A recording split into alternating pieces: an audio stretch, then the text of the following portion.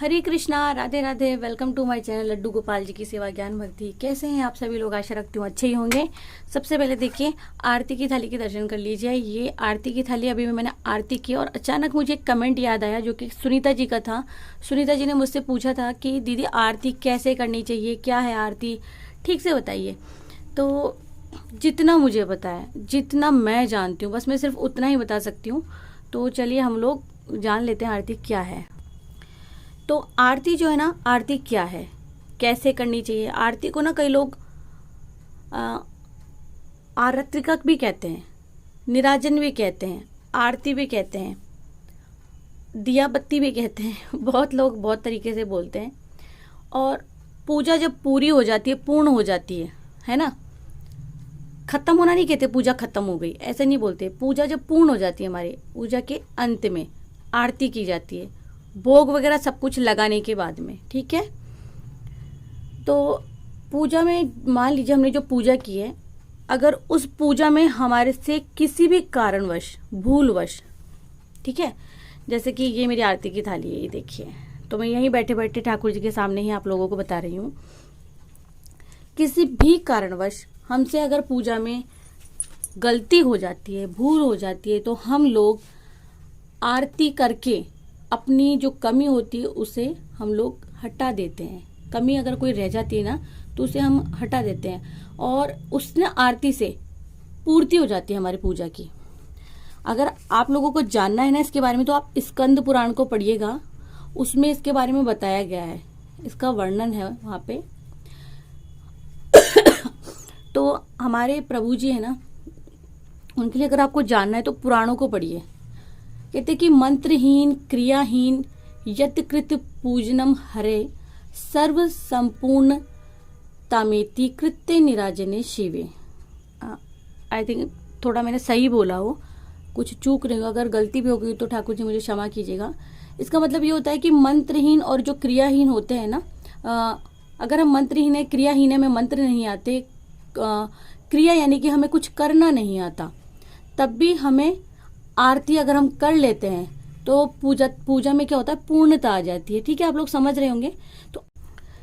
तो आरती का जो वर्णन है आपको विष्णु पुराण में भी मिलेगा, आप लोग विष्णु पुराण भी पढ़ सकते हैं। धूपम दीपम सार्त्रिक ऐसा कुछ है उसमें। पश्चित कराभ्या च प्रबंधते कुल कोटि समुद्रते याति विष्णु पर पदम। जी हाँ, ऐसे कुछ है। तो यानी कि जो भी व्यक्ति या जो प्राणी धूप आरती को देखता है ना और दोनों हाथों से आरती कर लेता है, वो अपनी करोड़ों पीढ़ियों का उद्धार कर लेता है। और विष्णु लोक में ऐसे बोला जाता है कि, ऐसा माना जाता है, हमारे शास्त्रों में वर्णित है कि विष्णु लोक में वो परम गति को प्राप्त होता है, परम पद को प्राप्त होता है, परम पद प्राप्त करता है। तो ज्यादातर क्या होता है ना कि आरती ना 5 बत्तियों से की जाती है, ठीक है। यानी कि जैसे कि मैंने अपने पिछले वीडियो में, अगर आप लोग गौर करेंगे, मेरे बैक वीडियोस में जाएंगे, विजिट करेंगे चैनल पे, आप लोगों को पता लगेगा, मैंने बताया हुआ है वहां पे कि ज्यादातर 5 बत्ती से आरती करनी चाहिए और पंच परमेश्वर की पूजा करनी चाहिए। हमारे घर में 5 देवी देवताओं की पूजा होना तो अति आवश्यक होता ही होता है। तो 5 बत्तियों से हमेशा आरती करनी चाहिए। इसे क्या कहते हैं? पंच प्रदीप कहते हैं। तो 5 बत्तियों से आरती करते ना, कपूर से आरती करते हैं, उसे बहुत शुभ माना जाता है। कुमकुम, अगर, कपूर, घृत और चंदन 5 बत्तियां, यानी कि दीपक में रुई और घी की बत्ती बनाकर शंख घंटे से अगर हम आरती करते हैं तो हमारी जो पूजा होती है ना, वो बिल्कुल सफल हो जाती है, ठीक है। इसलिए आरती करते समय हमें एक बात का विशेष ध्यान रखना चाहिए।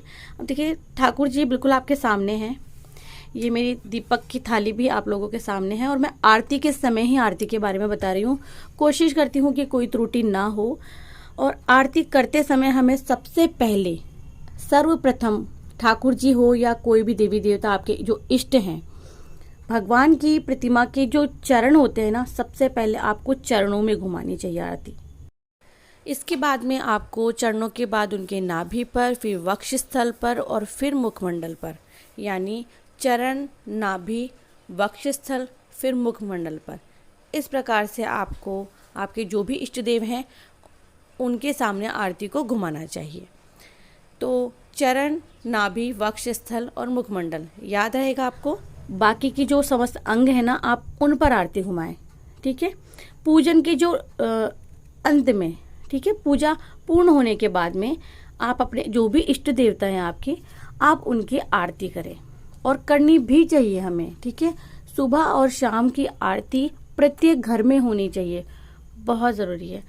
आशा करती हूँ कि आपको ना मेरी ये वीडियो पसंद आएगी। और सुनीता जी, अगर कोई और सवाल है आपका तो प्लीज़ बता दीजिएगा, कोशिश करूँगी डेली मैं आप लोगों को अपडेट कर सकूँ।